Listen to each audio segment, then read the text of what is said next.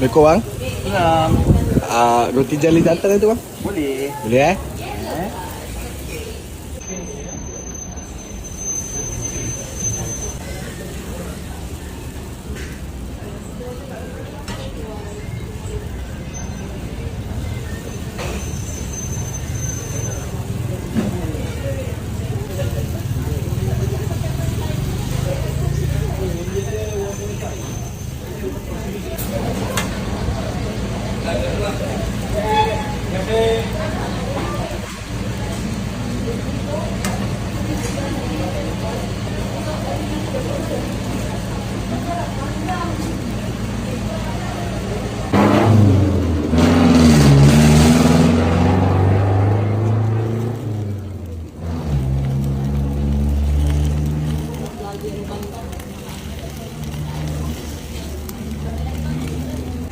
Ya? Sini buka hari-hari je?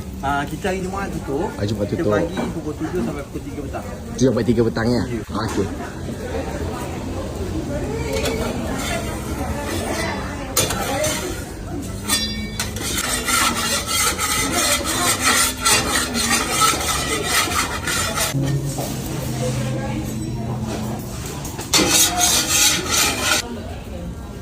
Ni makan dengan Makan kita Dengan kari tak? kita bagi dengan kari kambing, kari ayam. Ha. Tapi kalau nak add on kita ada kari kambing.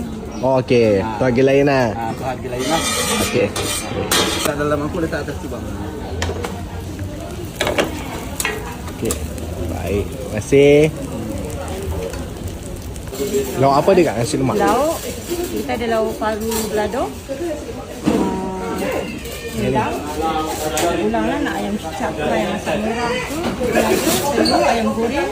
Ikan goreng pun ada. Untuk kan kita ada ikan goreng apa? Rebus pindang. Tapi hari ni kita buat ikan goreng biasa. Sebab ikan itu stok tak ada. Boleh ah? Ikan satu dengan paru satu. Ikan satu, paru satu eh.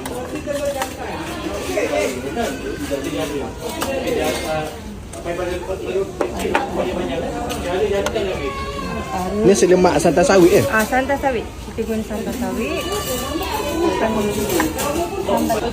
Okey. Terima kasih. Sama.